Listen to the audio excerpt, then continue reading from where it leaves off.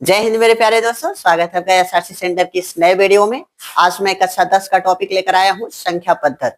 इसमें बस आपको वही पढ़ाए जाएंगे जो यूपी बोर्ड के लिए इंपॉर्टेंट हो। इसमें फंडामेंटल नहीं बताया जाएगा कि कैसे हुआ, बस आपको ये बताना होगा कि कैसे आप पास हो जाएंगे और अच्छा से अच्छा नंबर लाएंगे, बस वही बताए जाएंगे। जैसे कि आपके संख्या पद्धति में संख्या पद्धति संख्या पद्धति संख्या पद्धति में आपको क्या क्या पढ़ना है? एलसीएम पढ़ना है, एचसीएफ पढ़ना है, और एलसीएम एचसीएफ दो संख्याओं का गुणनफल सूत्र होता है बराबर एलसीएम गुणा एचसीएफ। समझ रहे हैं? उसके बाद से हमको क्या पढ़ना है? यूक्लिड विभाजन प्रमेय का। तो यूक्लिड विभाजन प्रमेय का यूक्लिड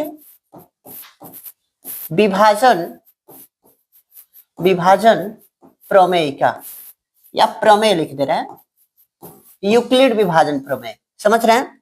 तो यूक्लिड विभाजन प्रमेय के माध्यम से बस हम एचसीएफ को निकालेंगे। एचसीएफ को देखिएगा, एचसीएफ एलसीएम यह कितने तरीके से निकाला जा सकता है। एक यूक्लिड विभाजन प्रमेय का, जहां यूक्लिड विभाजन प्रमेय का की बात करता है वहां पर भाग विधि का उपयोग करते हैं। कौन सा विधि?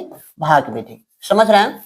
अगर जहां पर यूक्लिड विभाजन प्रमेय का की बात न कर दे, वहां पर एचसीएफ निकालिए या एलसीएम निकालिए, वहां पर मात्र किसका उपयोग करना होता है? एचसीएफ निकालिए या एलसीएम निकालिए, वहां पर बस एक विधि का उपयोग कीजिएगा जिसे अभाज्य गुणनखंड विधि कहते हैं। अभाज्य गुणनखंड विधि, गुणनखंड विधि। उसके बाद से मान लीजिएगा, अगर हमको इसमें और ज्यादा समझना है, थोड़ा से और ज्यादा इस पे फोकस करना है, तो कैसे हम कर सकते हैं? इस प्रश्न को समझने के लिए ज्यादातर यहाँ पे मैं कर दे रहा हूं थोड़ा से नीचे, क्योंकि समझने में आसानी हो।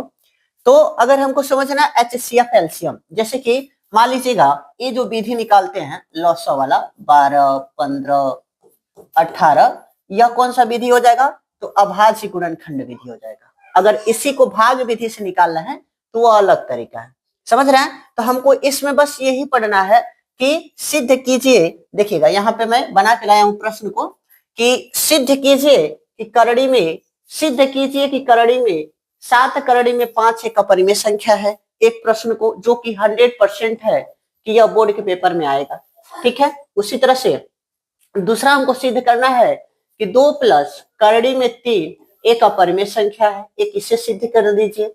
उसके बाद से एक और आपको सिद्ध करना होगा कि सिद्ध कीजिए कि करड़ी में 2 एक अपरिमेय संख्या है। तो करड़ी में 2 की जगह पे आपको करड़ी में 3 दे सकता है, करड़ी में 5 दे सकता है, करड़ी में 7 दे सकता है। इस प्रश्न पे ध्यान दीजिएगा। अगर आप एक कर ले रहे हैं तो इसी के रिलेटेड, इसी से रिलेटेड सभी प्रश्नों को कर लेंगे। समझ रहे हैं ना?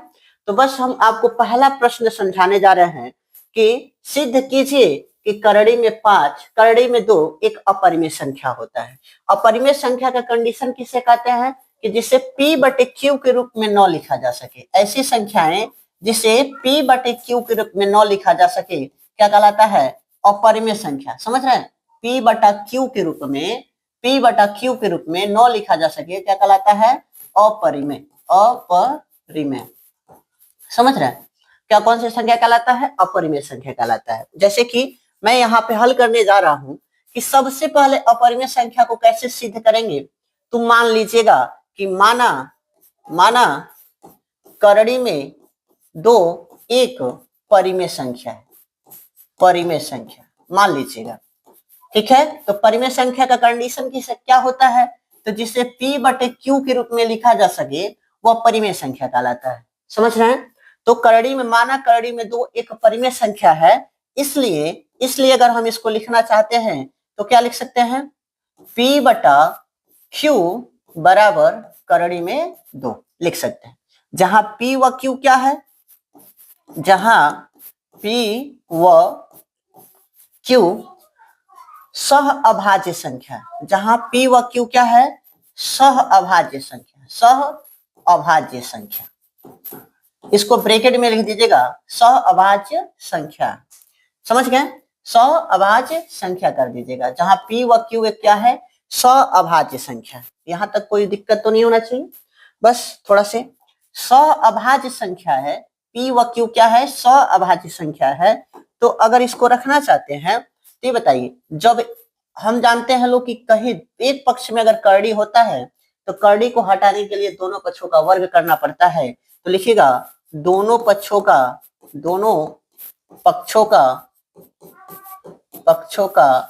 वर्ग करने पे, तो जब दोनों पक्षों का वर्ग करेंगे तो P बटा Q का होल स्क्वायर इज इक्वल √2 का होल स्क्वायर हो जाएगा।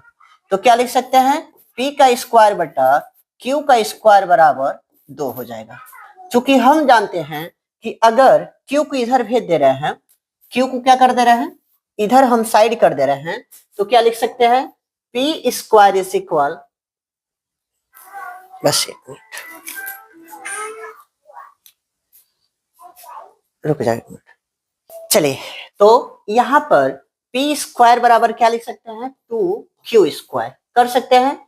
अब ये गुणा के रूप में इधर आएगा तो भाग के रूप में हो जाएगा, तो P square by 2 is equal Q square भी कर सकते हैं, Q स्क्वायर भी कर सकते हैं। तो यहाँ पे हम क्या देख रहे हैं, जो 2 है P स्क्वायर को विभाजित करता है, तो क्या लिख सकते हैं, चूंकि यहाँ पे हम लिख सकते हैं, चूंकि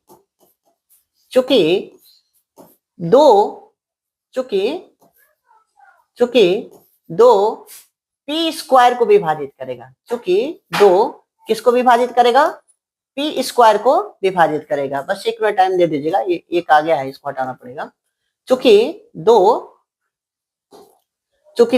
P स्क्वायर को विभाजित करता है, क्या करता है, विभाजित करता है। इसलिए यहाँ पे भी तो कह सकते हैं कि अगर मान लीजिए स्क्वायर नहीं होता, स्क्वायर यहाँ पे नहीं होता, तो P 2 को विभाजित करता, तो इसलिए लिख सकते हैं P 2 को भी क्या करेगा, विभाजित, 2 को भी विभाजित करता है। 2 को, एक मिनट बस हमको समय दे दीजिए, इसको हटा ही दें यहां से, बस। P 2 को भी विभाजित करेगा, समझ रहे हैं।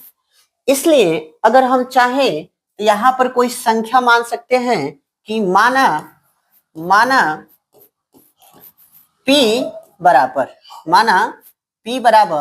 2C, माना P बराबर कितना मान सकते हैं, 2C। अब इसी को अगर हम इक्वेशन मान ले रहे हैं, तो क्या आसानी से P बराबर 2C माने हैं, अगर इसको इक्वेशन मान ले रहे हैं, तो क्या हम इसको आसानी से कह सकते हैं का कि P का मान समीकरण 1 में रखने पर, यानी कि यहाँ पे अगर रख रहे हैं तो क्या लिख सकते हैं, इसको समीकरण 1 कर दीजिएगा, करना चाह रहे हैं तो समीकरण 1 से जब समीकरण 1 की बात करेंगे तो क्या लिख सकते हैं, P की जगह पे 2C बाई 2 का होल स्क्वायर इज इक्वल क्या लिख सकते हैं, Q का स्क्वायर। अगर कर रहे हैं तो 2 का स्क्वायर कितना हो जाएगा, 4C स्क्वायर बाई 2। देखिएगा सिर्फ हमको P करना था, 2 का स्क्वायर नहीं करना था, सिर्फ 2, तो क्या हो जाएगा, 2C का स्क्वायर बटा 2। तो कितना हो जाएगा, अगर काट रहे हैं तो 2 हो जाएगा, तो इस Q स्क्वायर, समझ रहे हैं। हम नेक्स्ट पेज तो सोच रहे हैं लेने के लिए, लेकिन नेक्स्ट पेज नहीं ले रहा है, क्योंकि नेक्स्ट पेज हो जाएगा शायद तो अच्छा ना रहे, यहाँ पे हम कर दे रहे हैं, ठीक है। चलिए यहाँ पर एक और हम कर दे रहे हैं, यहाँ पे इसका फुल हो जाएगा, तो क्या लिख सकते हैं कि 2C स्क्वायर, 2 तो खत्म हो गया है, 2C square is equal Q का स्क्वायर। अब बताइए 2 इधर गुणा के रूप में इधर आएगा तो भाग के रूप में हो जाएगा, तो C स्क्वायर बराबर Q स्क्वायर बाई 2, अर्थात लिखना चाहें तो क्या लिख सकते हैं कि 2 Q स्क्वायर को विभाजित करता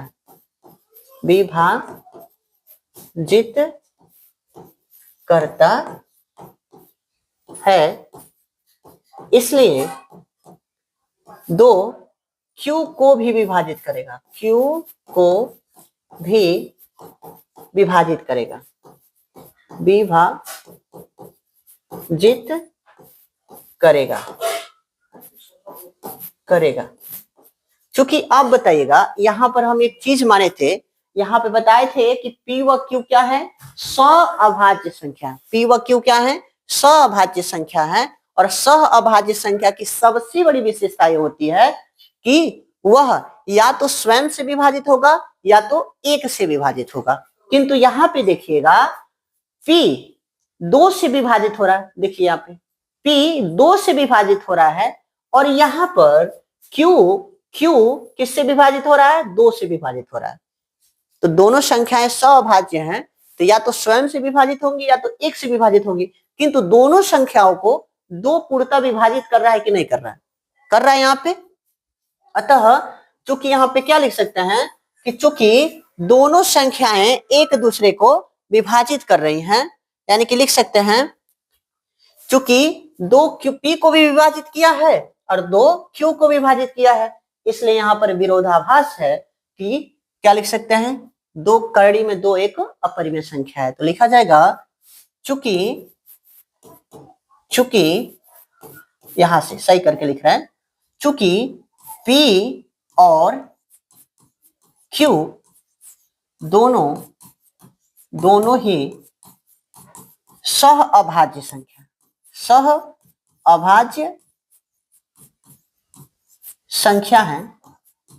संख्या है, किंतु इसमें 2 P व Q दोनों को विभाजित करता है, दोनों को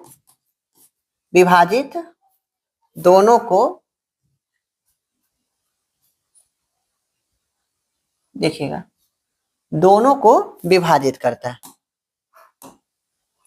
दोनों को क्या करता है, विभाजित, दोनों को विभाजित करता है, विभाजित करता है, जो कि यहां पर विरोधाभास है।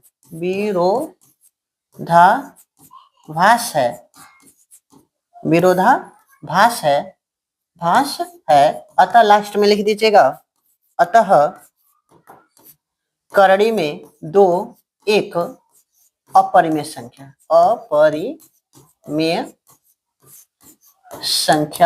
है। देखिएगा, एक बार आपको रिवीजन हम करवा दे रहे हैं। लिखवाए हैं कि माना करड़ी में 2 एक परिमेय संख्या है, एक क्या है, परिमेय संख्या है। अतः इसलिए P बटा Q बराबर करड़ी में 2, जहां P व Q एक सअभाज्य संख्या है, तो उसके बाद से किए दोनों पक्षों का वर्ग करने पर। तो जब दोनों पक्षों का वर्ग करेंगे तो P बटा Q का होल स्क्वायर किया है तो Q √2 का भी होल स्क्वायर होगा। तो इसलिए P का स्क्वायर बाई Q का स्क्वायर बराबर 2 का स्क्वायर, क्योंकि कड़ी में 2 का वर्ग अगर हम करें तो कड़ी का स्क्वायर है, जिसको लिखना चाहते हैं तो कड़ी में 2 गुणा करड़ी में 2, तो कड़ी से कड़ी खत्म हो जाएगा तो सिर्फ क्या बचेगा, 2। समझ रहे हैं। इसलिए P का स्क्वायर बटा Q का स्क्वायर बराबर क्या बच रहा है, 2 बच रहा है। अब यहाँ पे ये गुणा भाग के रूप में इधर आ जाएगा तो गुणा के रूप में हो जाएगा, तो P स्क्वायर बराबर 2Q स्क्वायर, ये 2 गुणा के रूप में इस पक्ष में कर रहे हैं तो भाग के रूप में हो जाएगा। तो P स्क्वायर बटा 2 लिख सकते हैं बराबर Q स्क्वायर। चूंकि 2 P स्क्वायर को विभाजित करता है, इसलिए 2 P को भी विभाजित करेगा। मान सकते हैं कि माना P बराबर 2C, समीकरण 1 में अगर हम मान रख दे रहे हैं तो 2C बाई 2C का होल स्क्वायर करेंगे, बटा 2 पहले से ही है तो क्या हो जाएगा, Q का स्क्वायर। तो काट रहे हैं तो 2 का वर्ग कितना होता है, 4, C स्क्वायर हो जाएगा बटा 2, 2 से कम 2, 2 दूनी 4, जिसका कितना मान प्राप्त हो जाएगा, 2C square by Q square. समझ रहे हैं। उसके बाद से C स्क्वायर बराबर, मान लीजिए गुणा के रूप में इधर आएगा तो भाग के रूप में हो जाएगा, तो Q स्क्वायर बराबर Q स्क्वायर बटा 2 कर सकते हैं। तो यहाँ पे लिख सकते हैं चूंकि 2 Q स्क्वायर को विभाजित करता है, अतः 2 Q को भी विभाजित करेगा। चूंकि P व Q, देखिए यहाँ पे लिखा है चूंकि P व Q दोनों सअभाज्य संख्या है, किंतु इसमें 2 किंतु दो P व Q दोनों को विभाजित करता है, जो कि यह विरोधाभास है, अतः करड़ी में दो एक क्या हो जाएगा, अपरिमेय संख्या हो जाएगा। इसका नेक्स्ट